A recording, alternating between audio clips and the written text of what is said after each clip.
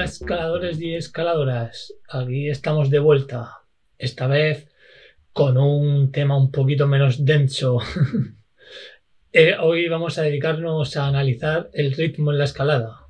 Vamos a ver lo que es un buen ritmo en escalada y qué debes tener en cuenta a la hora de considerar el ritmo adecuado para una vía concreta. Así que nada, vamos adelante. Y te agotar este detalle que hemos visto ya, pero en la escalada la mayoría de las contracciones determinantes de los antebrazos son de tipo isométrico y a un nivel muy bajo ya empieza un cese del riego sanguíneo. Por lo tanto, es importante que este corte del riego sanguíneo dure lo menos posible para poder aguantar más tiempo escalando. Entonces, se hace importante el tiempo de contacto y el que hay con cada presa, que el escalador permanece en cada presa, tanto como la misma fuerza que hace. Se te ha fijado en escaladores profesionales y muy buenos, como Honda, Suber, por ejemplo, escalan muy rápido, de reposo a reposo. Esto lo hacen para reducir ese tiempo que están bajo tensión.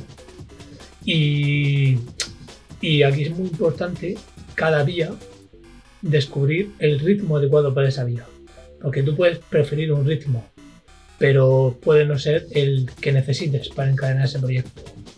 Entonces, como dice el maestro Bruce Lee, be water, my friend. No sé el tiempo que llevarás escalando, pero si has visto vídeos de décadas atrás, habrás visto un estilo de escalada muy diferente al actual. Hace décadas los escaladores practicaban una escalada muy estática, ya que intentaban controlar cada movimiento. Se practicaba lo que era conocida como la regla de los 3 puntos de contacto, y es que de los 4 puntos de contacto que habitualmente tenemos en la pared, que son las 2 manos y los 2 pies, siempre se intentaba mantener 3 mientras avanzaba otro. Y bueno, esto en la actualidad ya se rompió. Sobre todo fue la llegada del boulder la que empezó a integrar la práctica de una escalada más dinámica, introduciendo un equilibrio dinámico. Ya no se intentaba tanto controlar la escalada en sí, ya que se vio que muchas veces es más eficiente pasar rápido por ciertas presas que intentar controlarlas para poder progresar por ellas. Y bueno, aquí vale la pena comentar a John Hill, que venía de la gimnasia y que hizo que el boulder, más allá de un método de entrenamiento para escaladores, se convirtiera en una disciplina por sí misma. John Hill era un apasionado de los movimientos dinámicos y consiguió encadenes de un nivel totalmente futurista para su época. Escalar de forma dinámica, utilizar el equilibrio dinámico, permite hacer movimientos que de otra manera hubiesen sido mucho más duros o imposibles. Movimientos muy largos, por ejemplo, que puedes hacer con un movimiento dinámico, es imposible hacerlos muchas veces queriendo controlar o queriendo mantener en la pared los 3 puntos de contacto. O puede ser mucho más duro. O cuando son unas presas muy pequeñas, difíciles de controlar, suele ser más eficiente pasar rápido por ellas que intentar controlarlas. Pero antes de seguir, vamos a definir lo que es un buen ritmo. Un buen ritmo se puede considerar aquel que te permita llegar con más energía al tramo final de la vía para así poder llegar a la cadena y chapar. O en una competición puede ser aquel que te permita llegar más arriba para ganar la competición. Aunque también se puede hablar del mejor ritmo adecuado para cada sección de la vía. Entonces, ¿qué vemos aquí? Que el ritmo está relacionado totalmente con la eficiencia. Es importante la fluidez y aprovechar la inercia de los movimientos entre sí, la ejecución técnica, intentar hacer la mínima fuerza posible en las presas, de manera que la oclusión sanguínea sea la menor posible. También las fases de vuelo, es decir, el tiempo que tu mano pasa entre presa y presa. Si son superiores a 4 segundos, estarás promoviendo una recuperación que hará que te fatigues mucho menos. Si dedicas tiempo a leer la vía antes de escalar y a visualizarla, luego puedas escalar de manera más eficiente, teniendo que gastar menos recursos en hacerlo durante la escalada. Y un trabajo muchas veces subestimado, pero importante, es el hecho de chapar o mosquetonear. Es decir, pasar la cuerda por el mosquetón. Y es que son muchos los encadenes que he visto que este simple gesto los ha echado por la borda. Vamos a ver algunos conceptos de la fisiología de la escalada relacionado con el ritmo. Si al final queda un poquito de teoría que se va a hacer, vamos a hablar de la fuerza máxima relativa del agarre. La fuerza máxima es importante porque cuanta más fuerza tengas, menos esfuerzo relativo te va a suponer controlar cada presa. Y esto porque es bueno, porque vas a tener más margen de seguridad, a la vez te vas a generar menos fatiga y vas a poder escalar con más eficiencia. Todo eso te va a ayudar a que te fatigues menos y a que puedas tener un mejor ritmo mientras escalas. La capacidad oxidativa local es un factor determinante en la escalada deportiva. Se relaciona directamente con la recuperación, ya que la capacidad oxidativa de los flexores del antebrazo se puede determinar como esa capacidad que tiene ese pequeño músculo de respirar entre esfuerzo y esfuerzo. Es determinante para tu recuperación, tanto mientras escalas, entre esfuerzo y esfuerzo, como mientras descansas entre una vía y otra vía. Pero aparte de la capacidad oxidativa, hay otros factores que van a determinar tu recuperación mientras escalas o entre las vías. Como hemos visto, uno es la fuerza, que acabamos de ver, ¿no? Cuanto menos esfuerzo relativo te suponga cada movimiento o cada presa, menos te vas a fatigar. Tu peso corporal, ya que la misma fuerza siempre va a ser relativamente superior si pesas menos, dentro de un margen saludable. Tu eficiencia escalando, ya que si eres más eficiente podrás sacar más recursos de tus capacidades fisiológicas. Tu umbral de oclusión, ya que cuanto más alto sea tu umbral de oclusión, significa que más fuerza podrás ejercer antes de que se ocluya el riego sanguíneo de tus antebrazos. Y la fuerza crítica, que está relacionada con tu capacidad de trabajo y marca el umbral a partir del cual la intensidad del esfuerzo ya no podrías mantenerla demasiado tiempo. La capacidad oxidativa depende tanto de características miotipológicas como del entrenamiento que realices. El concepto de metabolismos energéticos también es relevante. Ya con esfuerzos pequeños, por encima del 40%, ya se está produciendo una ligera oclusión a nivel de tus antebrazos. De hecho, se comprobó que en esfuerzos por encima de 20 segundos el lactato se disparaba. Esto hace que llegue la fatiga de manera más temprana, siendo esta una de las principales causas de caída en escalada. Para poder optimizar el uso de tus metabolismos energéticos, deberás tener una buena eficiencia escalando, aprovechar las fases intermitentes para recuperar entre esfuerzo y esfuerzo, además de tener una buena capacidad oxidativa. En escalada utilizamos el término de continuidad, que es un término que no suelen utilizar otras disciplinas. Es un término adoptado del francés y que hace referencia a secciones largas submáximas con predominancia del metabolismo oxidativo. Aunque no olvides que siempre suele haber una presencia de los diferentes metabolismos en todo momento, solo que la proporción de cada uno va variando en relación a la intensidad. En el podcast sobre la tracción vimos cómo la tracción era complicada de medir escalando, pero lo hacíamos con otros ejercicios analíticos como las dominadas. Algo similar sucede con la fuerza de agarre, que solemos medir utilizando regletas en sensores de fuerza o en tablas multipresas, con el lastre soportado o digamos con ejercicios analíticos. Pero claro, ¿cómo medimos el ritmo del escalador? Resulta bastante complicado, ya que hay que medirlo escalando, ¿no? Pero a la hora de medir el ritmo, ¿cómo consideramos los reposos? ¿Forman parte del tiempo total o el tiempo total se mide solo entre reposo y reposo? ¿Se tienen en cuenta todos los reposos? ¿Solo los breves? ¿Los largos se sacan? ¿Los que son menos activos no? Cuando coges una presa cuenta como un movimiento, pero si recolocas la mano para reajustarla son varios movimientos, es cada vez uno y se está reposando y volviendo a tocar la presa. ¿Eso qué es? ¿Cada vez un movimiento o no se considera movimiento porque no te estás moviendo? Y si miras para arriba y ves para ver el siguiente movimiento y vuelves al reposo, ahí que se considera. ¿Te has movido? ¿Has sumado movimientos? ¿No has sumado? ¿Se cuentan solo los movimientos de las manos o también los movimientos de los pies?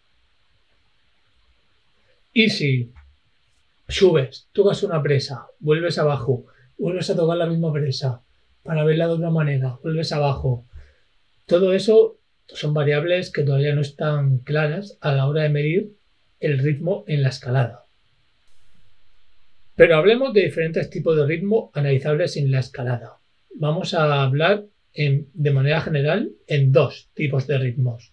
El ritmo táctico, que es un ritmo homogéneo. Ese escalador que empieza desde el principio a intentar reposar y adaptar la vía a su ritmo. Ha mirado desde abajo, lo ha visto posible y empieza ya desde el principio a intentar ir recuperando, intentando evitar ese momento en el que tenga que recuperar porque si no, no puede seguir. Y luego está el ritmo estratégico, que es un ritmo más adaptable a lo que se va encontrando. Si la sección le pide fluidez, puede escalar más rápido y si llega un reposo muy bueno, aprovechará este reposo y volverá a ir adaptándose a lo que pide la vía. Digamos que el ritmo estratégico se va a ir adaptando conforme se va encontrando cada necesidad y el ritmo táctico intenta aplicar un ritmo homogéneo desde el inicio. Y hablando del ritmo, podemos hablar de diferentes perfiles de escaladores. Taylor Reed nos comenta que hay escaladores reactivos, son aquellos que empiezan a reposar cuando notan fatiga y reposarán más al final de la vía. Hay escaladores preventivos, que son los que van reposando desde el principio siempre que pueden. Como ves, esto se relaciona con el ritmo táctico. Y están los escaladores adaptativos o esporádicos, que escalan de manera continuada, reposando allí donde hay que reposar, con reposos intermedios, sobre todo a mitad de la vía. Si tú coges un metrónomo y mides el ritmo de un escalador y lo comparas en las diferentes secciones de una vía, podrás darte cuenta cuándo escala más rápido o menos rápido, y significa normalmente que las secciones que van más rápido es porque suelen ser más difíciles y tiene que salir de ahí más en el menor tiempo. Pero claro, si esto te sucede con alguien con quien sueles escalar a menudo, seguramente no necesites un metrónomo. Con solo ver a tu compañero de cordado habitual, sabrás si está en apuros o va sobrado o sobrada.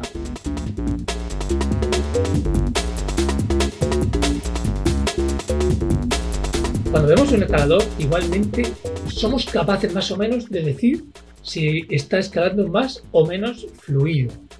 Intentando objetivizar estas métricas, vemos que se puede valorar la fluidez con unas medidas espacio-temporales.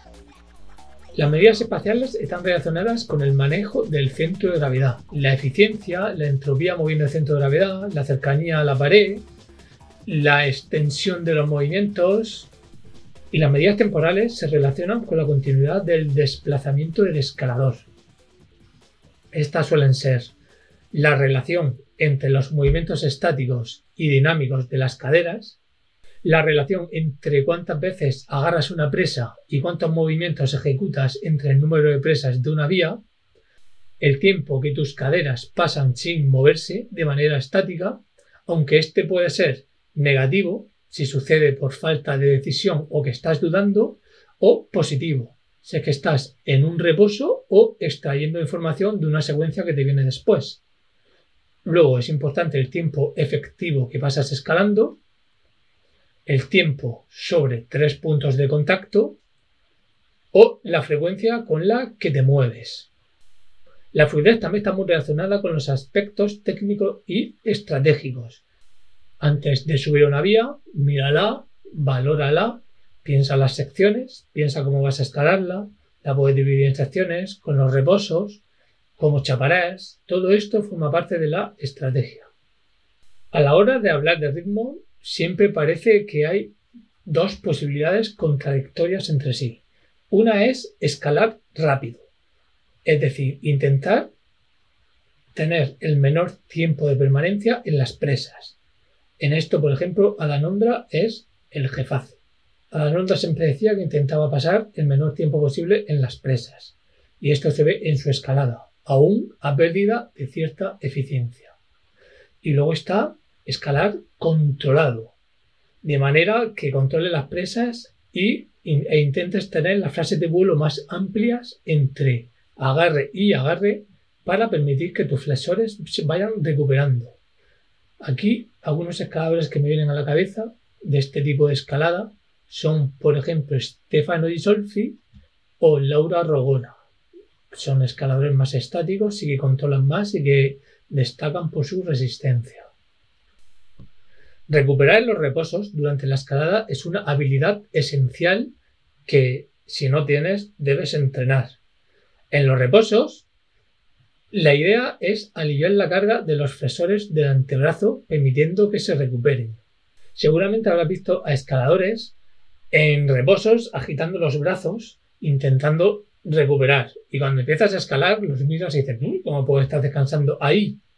Y es que resulta que en escalada, como sabemos, los músculos flexores de los dedos son los que antes se fatigan y limitan tu rendimiento. Entonces, en estos reposos debes intentar aliviar esos flexores pasando la mayoría de la carga, que viene a ser tu peso corporal, a otros músculos, a ser posible del tren inferior. Esto es muy fácil verlo en diedros o en potres de rodilla, pero también puede ser del tren superior con agarres muy buenos en los que puedas incluso tirar de la fascia. Esto sucede en reposos con presas muy buenas en las que al estirar las extremidades superiores, las conexiones miofasciales entre la escápula y los dedos, junto al trapecio, permiten sostener la carga y así puedes relajar tus antebrazos. Una de las mayores diferencias de los vídeos de escalada actuales con los hace tiempo es poder verlos en RAW, es decir, crudos, sin edición. Antes, aparte de que no se grababan los encadenes, que siempre los recreaban para el vídeo, estos estaban muy editados. Siempre que llegaban a un reposo, lo cortaban y seguían escalando. Pero es que incluso los chapajes, siempre que le tocaba chapar, si te dabas cuenta, cambiaban de plano y ya estaba chapado. Eso era muy irreal. Gracias a la tecnología, a que los escaladores muchas veces se graban a sí mismos, puedes ver encadenes en crudo. Puedes ver cómo una tercera parte, incluso muchas veces más de la mitad del encadene, el escalador lo pasa en situaciones estáticas, lo pasa reposando, intentando recuperar. Y es que es imposible que en pegues tan largos pudieras mantener una intensidad por encima del 40% todo el tiempo. Eso sería imposible. Por eso hay que aprovechar los reposos. Y estos reposos pueden ser micro reposos, que son esas micro sacudidas que realizas entre una presa y otra, que en escaladores muy adaptados, estas son suficientes para generar una pequeña oxigenación que cada vez entre una y otra les va ayudando a aguantar más tiempo escalando. Luego están los reposos moderados, que son aquellos que duran menos de 4 segundos, y los macro reposos, que son los que duran más de 4 segundos, las fases de digamos, de entre contracción y contracción, y son los que te ayudarán a recuperar más. Y está comprobado que si durante los reposos agitas tus brazos, eso favorece la oxigenación muscular y te ayuda a recuperar mejor. Al empezar a ensayar un proyecto, lo normal es centrarse en los movimientos, en cómo lo vas a hacer, en qué presa vas a utilizar, pero pocas veces se tiene en cuenta el cómo vas a reposar. Y esto es una parte muy importante del encadene. De hecho, puede marcar la diferencia entre encadenar y no encadenar.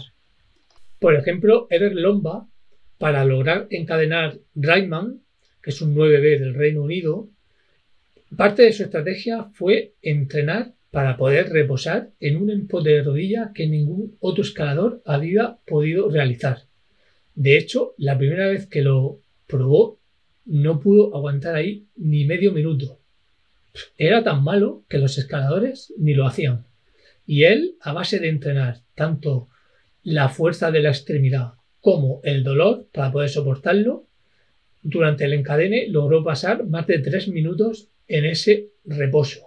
Y fue clave para lograr encadenar este duro 9. Aunque este artículo está más centrado en la escalada deportiva, el ritmo de esta variará según la disciplina. Por ejemplo, para la escalada ensayada en roca, el ritmo debe ser adaptado al proyecto. Debes tener una estrategia sobre el ritmo que practicarás cada secuencia y los reposos que harás y cuánto reposarás en cada uno. Debes intentar escalar con la mayor eficiencia posible, ya que te supone un desafío y no puedes desperdiciar ni un ápice de energía.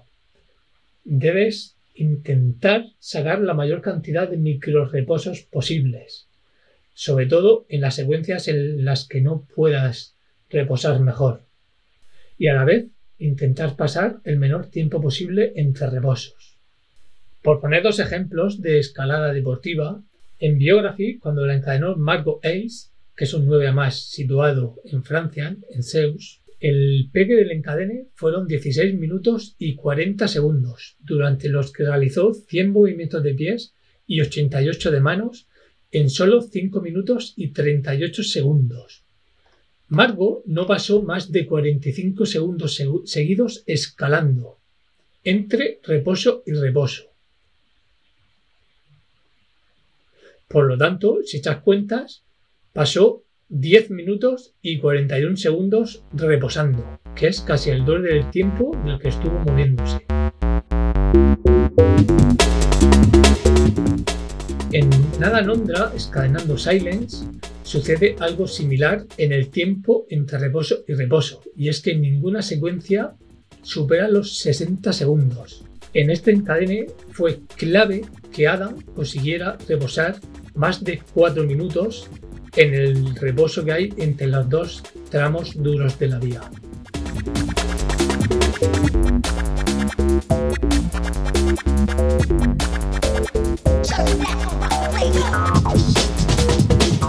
Durante una competición es muy importante la adaptabilidad del escalador, es decir, su capacidad de adaptar su ritmo a la vía. Y será muy importante la estrategia previa con toda la información que haya podido recapitular desde el suelo antes de empezar a escalar. Y luego la escalada a vista también tiene su propio ritmo. Escalando a vista se suele escalar de manera más lenta, se intenta tener mayor control sobre los movimientos. Esto es muy característico de esta modalidad de escaladas. Por lo tanto, si solo escalas a vista y nunca ensayas, acabarás con un ritmo lento y excesivamente controlado. Por eso, lo ideal es alternar entre proyectos que te hagan escalar rápido y tener que adaptar tu ritmo más a vías más exigentes y secuencias más duras, con escalada a vista en la que, como hemos visto, tengas que escalar de manera más lenta y controlada para poder ir leyendo los movimientos y adaptarte a la vía. de manera que ahí necesitarás mayor adaptabilidad. Para entrenar el ritmo en escalada tienes dos opciones. Una es entrenar tu adaptabilidad, es decir, tu capacidad de poder adaptarte al ritmo de cualquier vía. Y otra opción es entrenar para el ritmo que te exige un proyecto concreto. Esta segunda opción es más sencilla, ya que puedes deducir el número de movimientos, intensidad y los tipos de reposos y simplemente recrearlos en el robódromo. En el artículo tenéis una serie de ejercicios para poder trabajar el ritmo para diferentes niveles de escaladores.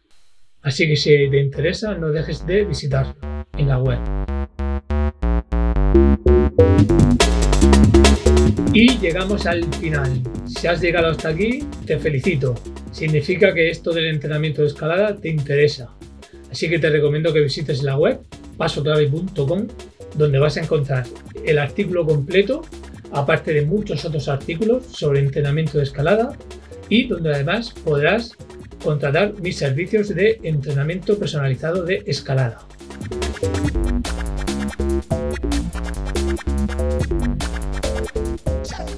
En resumen de todo lo que hemos visto, no se trata solo de acabar la vía lo más rápido posible, sino de ser capaz de escalar rápido entre reposos y aprovechar los reposos activos.